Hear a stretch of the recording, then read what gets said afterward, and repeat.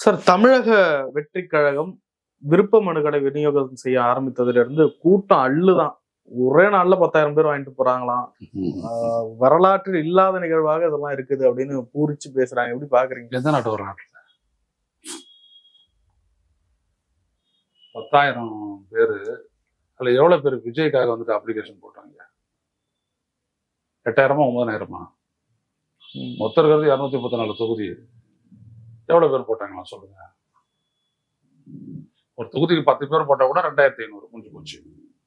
மீதி 7,500 யாருக்காக போட்டாங்க? 10 ரூபா அப்ளிகேஷன் போடு, எல்லாருக்கும் போட்டு பிரமிப்பை ஏற்படுத்து. இதுதான் அவங்களுடைய கணக்கு, வேற எதுவும் கிடையாது. சும்மா எல்லாத்தையும் பிரமிப்பை ஏற்படுத்து. ஒரே கூட்டம், ஒரே இது, அதை ஒழுங்குபடுத்த தெரியல. உடனே அடுத்த நாள் இருந்து ஆன்லைன்ல அறிவிச்சாச்சு. என்ன கட்சி இது? 10 ரூபாய்க்கு அப்ளிகேஷன் கொடுத்தா எல்லாரும் தான் போடுவான். 10,000 சொல்லி பாருங்க. 10 பேர் போடுவான்னா புசியானது விஜய்க்காக போட்டுருவாரு. அப்புறம் மற்றபடி யாரும் போட மாட்டாங்க. அதனால இதுல ஒண்ணுமே கிடையாது. ஒரு பிம்ப கட்டுமானம் தான். பாருங்க பாருங்க பாருங்க, இவங்களும் காட்டிக்கிட்டே இருக்கிறாங்க. யாரும் தான் கேர் எடுக்க மாட்டேங்கிறாங்க, கூட்டணியும் வர மாட்டேங்கிறாங்க. ஒரு சின்ன கட்சி, ஒரு கடைநிலை கட்சி, அவங்க கூட கூட்டணிக்கு வர மாட்டேங்கிறாங்க. ஏன்? ஒரு ஜான் பாண்டியனோ ஒரு கிருஷ்ணசாமியோ கூட இவங்களோட கூட்டணிக்கு வர மாட்டேங்கிறாங்க. ஏன்? சசிகலா தனி இயக்கம் ஆரம்பிச்சு போறாங்களாம். சசிகலா இயக்கம் ஆரம்பிச்சு கொடியேற்றி ஆபீஸை போட்டு பூஜை புனஸ்காரம் எல்லாம் பண்ணி எதுவும் ஆகாது. தமிழ்நாட்டு மக்கள் மத்தியில இப்ப எடப்பாடி பழனிசாமி அப்படின்ற பேசுறாரு, அதை நம்ம வந்துட்டு ஒரு பொருட்டா எடுத்து விவாதிக்கிறோம் அப்படின்னோம்னா, எடப்பாடி பழனிசாமி தொகுதி தொகுதியா போறாரு, மக்கள்கிட்ட பேசுறாரு, விவசாயிகள்கிட்டையும் பேசுறாரு, வணிகர்கள்கிட்ட பேசுறாரு. அவருடைய பேச்சை பொருட்படுத்தணும். யாரா இருந்தாலும், சீஃப் மினிஸ்டரா இருந்தாலும், நீயா நானா இருந்தாலும் பேசணும். இவங்க என்ன பண்ணாங்க? அப்படி இவங்க சிறையில் இருந்துட்டு வந்துட்டு இன்னைக்கு 6 வருஷம் ஆகிப்போச்சு. என்ன பண்ணாங்க? ஒன்றுபடுத்துவேன் ஒன்றுபடுத்துவேன் ஒன்றாக்குவேன் பலமாக்குவேன் அப்படின்றத தவிர அம்மாவனுடைய ஆட்சி, அம்மாவனுடைய ஆட்சி எங்க ஆட்சி? யாரும் உங்க கூட இல்லை. பன்னீர்செல்வத்தை சொன்னாங்க, செங்கோட்டையனை சொன்னாங்க, டிடிவி தினகரன் எல்லாரும் தான் சேர்ந்து அக்டோபர் 30ஆம் தேதி சந்திச்சுங்க. யாரும் உங்களோட நின்னது? ஏன் யாரும் நிக்கல உங்களோட? நீங்க என்னைக்கு பாஜகவுக்கு கட்டுப்பட்டு உங்களுடைய அரசியலை நீங்க வந்துட்டு அரசியலுக்கு லீவு கொடுத்தீங்களோ அன்னைக்கே உங்களுடைய அரசியல் முடிஞ்சு போச்சு. இதுக்கப்புறம் அந்த அரசியலை புதுப்பிக்கவே முடியாது, முடிய முடியாது. விஜய்க்கு கை கொடுத்தா விஜய் பலம் பெற மாட்டாரா? விஜய் எங்கெங்க பலம் பெற போறாரு? விஜய்க்கு ஏதோ பலம் இருந்துச்சுன்னா பரவாயில்ல, பலம் பெறுவாரு. விஜய்க்கு ஏதாவது பயன்படுத்திக்க தெரியுமா யாரையாவது? இந்த ஒரு கேள்வி வச்சுட்டு நீங்களே பதில தேடி பாருங்க. யாரா இருந்தாலும் நீங்க விஜய் என்னத்தை பயன்படுத்துவார்? அவரு யாரையாவது பயன்படுத்தி இருக்கிறார்? அவரு தெரியுமா ஏதாவது? எதுவுமே இல்லைங்க விஜய் கிட்ட. நத்திங். எஜெண்டா மட்டும் இருக்குது. திமுகவை டேமேஜ் பண்ணு அப்படின்ற சிங்குலர் எஜெண்டா. மற்றபடி விஜய்க்கு எல்லாம் தெரியும், நம்ம ஜெயிக்க மாட்டோம், ஒன்றும் கிடையாது. So damaging.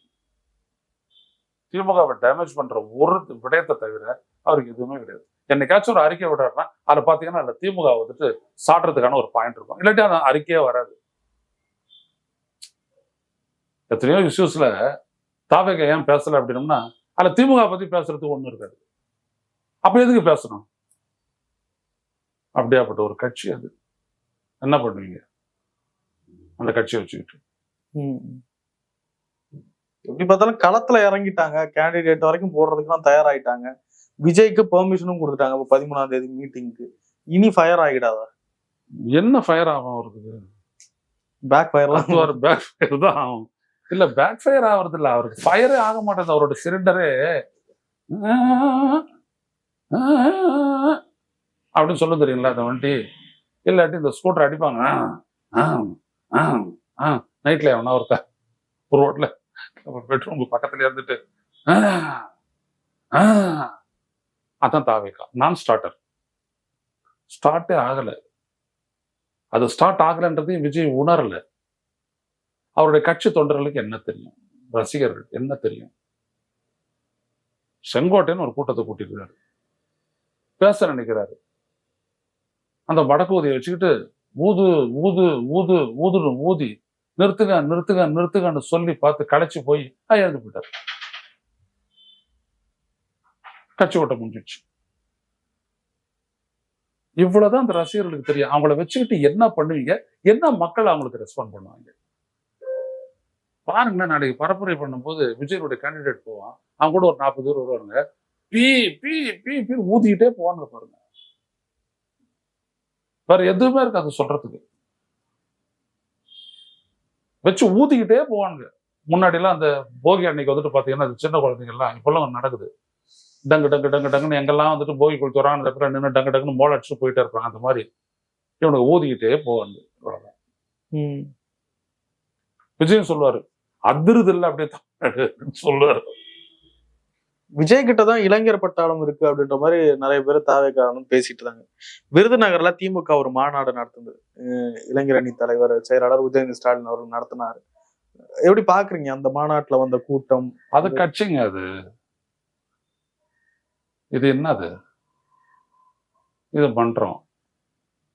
இந்த மன்றம் இது வரைக்கும் என்ன தெரியுங்களா செயல்பட்டு இருக்குது, ஓரளவுக்கு அங்கங்க சில சமூக சேவை பண்ணியிருக்கிறாங்க. அதுக்கப்புறம் மற்றபடி என்ன பண்ணிருக்குது, டிக்கெட்டை வாங்கி தனது ரசிகர்கள்கிட்டே பிளாக்ல வித்துருக்குது. அவ்வளவுதான் அந்த ரசிகர் மன்றம் பண்ணுது.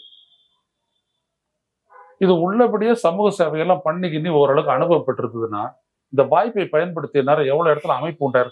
இப்ப நீங்க எந்த இடத்துல இருக்கீங்க? சென்னையில சூளைமேடு. சூளைமேட்ல எங்கேயாவது தாவேக்கா இருக்கிறது தெரியுமா உங்களுக்கு? ஒரே ஒரு ஆளு, எங்கேயாவது ஒரு பேனர் ஒண்ணு இருக்கும் விஜய் நிக்கிற மாதிரி, அடுத்தபடியே புசி ஆனது, கூட ஒரு 20-30 படங்கள். இது தவிர தாவேக்கானுடைய அமைப்பு ஒரு இடத்துல இருக்குன்றதுக்கு என்ன அத்தாட்சி? இருப்பே இல்லை, செயல்பாடு அப்புறம் இருப்பே கிடையாது. அது கூட புரியாம இந்த விஜய் அவர் கூட இருக்கிற பொண்ணாக்கங்கள்லாம் அப்படியே பேசிட்டு இருக்கிறாங்க. என்ன நினைக்கிறாங்களோ அதெல்லாம் பேசுறாங்க. அரசியல் அப்படிலாம் இல்லை, நம்ம நினைக்கிற மாதிரி அப்படியே ஜனங்கள்லாம் விஜய் ஐயோ விஜய் ஐயோ விஜய் போயிடுவாங்களா ஜனங்க?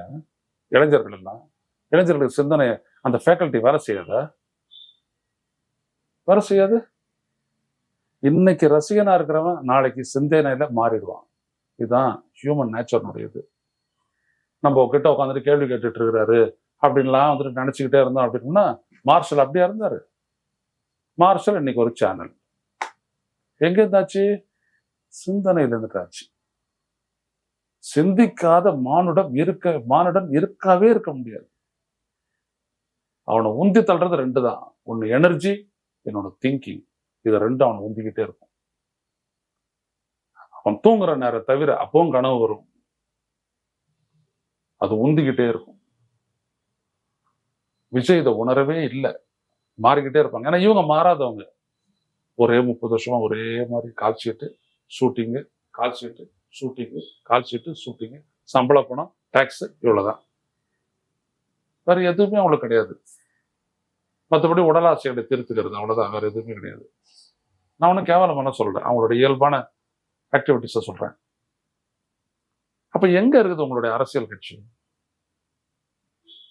என்னென்னவோ பேசுறீங்க, வாய்க்கு வந்து நீங்க சொல்றீங்க தமிழ்நாட்டுல இப்படி இருக்குது அப்படி இருக்குன்னு. நீங்க ஒரு கெஸ்டா ஒருத்தர் கூப்பிடுறீங்க, ஆற்காடு இளவரசர், அவர் வந்துட்டு எல்லாம் நல்லா இருக்குன்றாரு உங்க முன்னாடியே சொல்லிட்டு வாழ்த்துக்கள்னு சொல்லிட்டு போறாரு. ஒரு எதிர்ப்பு, அதுக்கான ஒரு கண்டனம், அதற்காக ஒரு மறுப்பறிக்கை இருக்கா? இப்படி சொன்னாரு, நம்ம கூப்பிட்டோம், அவர் சுதரப்ப கருத்து சொன்னார், வரவேற்கிறோம். ஆனால் உண்மை என்ன? தமிழ்நாட்டில் பாருங்க சட்டம் ஒழுங்கு நிலை எப்படி சீரழிஞ்சிருக்குது அப்படின்னு ஒரு ஸ்டாட்டிஸ்டிக்ஸை போட முடியாது உங்களால? இல்ல போட தெரியாதா? தெரியாது, இதுதான் உண்மை. அதுக்கான பேசிக் டேட்டாக்கு எங்க போறது அப்படின்ட்டு அங்க இருக்கிற எவனுக்கும் தெரியாது. NCRB, national crime records bureau அப்படின்றது என்னன்னு அங்க இருக்கிறவனுக்கு தெரியாது. நான் இப்ப எழுதி தரேன், எதுவுமே தெரியாது. தெரிஞ்சிருந்தா வாய்க்கு வந்தபடிலாம் அவங்க விட்ட வச்சுட்டு பேச மாட்டாங்க. அவருடைய பெரிய பிரச்சனையா தான் தோன்றித்தனம். தோணுது, அச்சு விட அப்படின்ட்டு அவர் பேசுறாரு. ம். நாட்டு மக்கள் அப்படிலாம் கிடையாது. ம். இந்த ஆட்சியினால பெற்ற பலன்கள் எதுக்கு அவங்க யோசிப்பாங்க. உங்ககிட்ட இருந்து என்னன்றதையும் அவங்க யோசிப்பாங்க.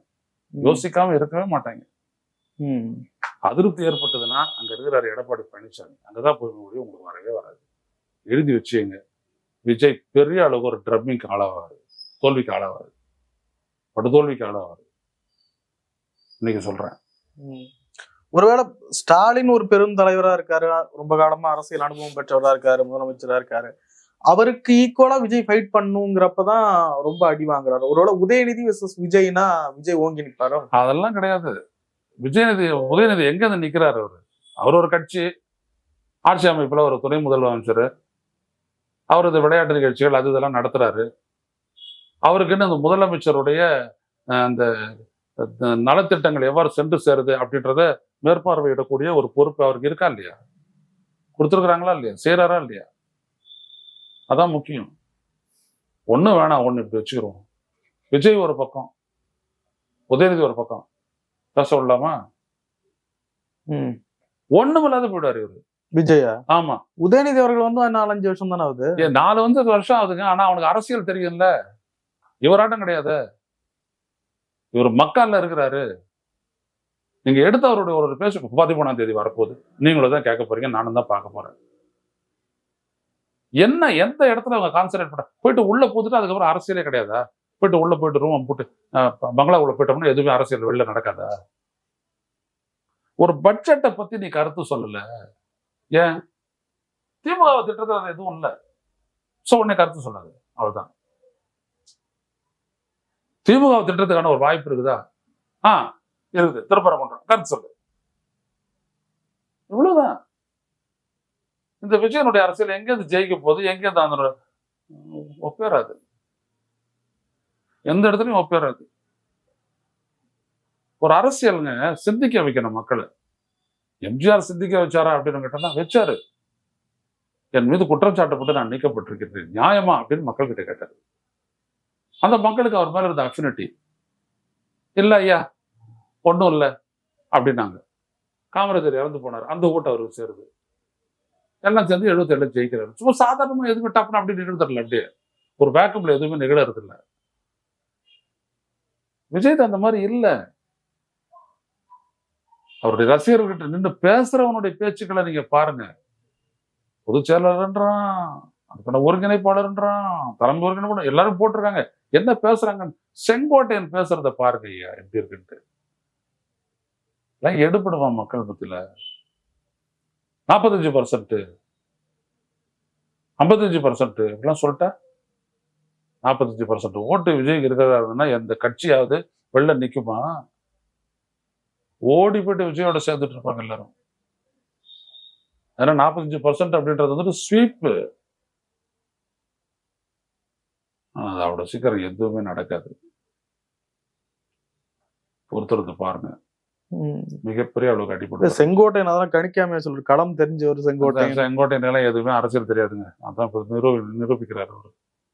எதுவுமே தெரியாது, எதுவுமே தெரியாது செங்கோட்டையனுக்கு. அதான் தெரியுது.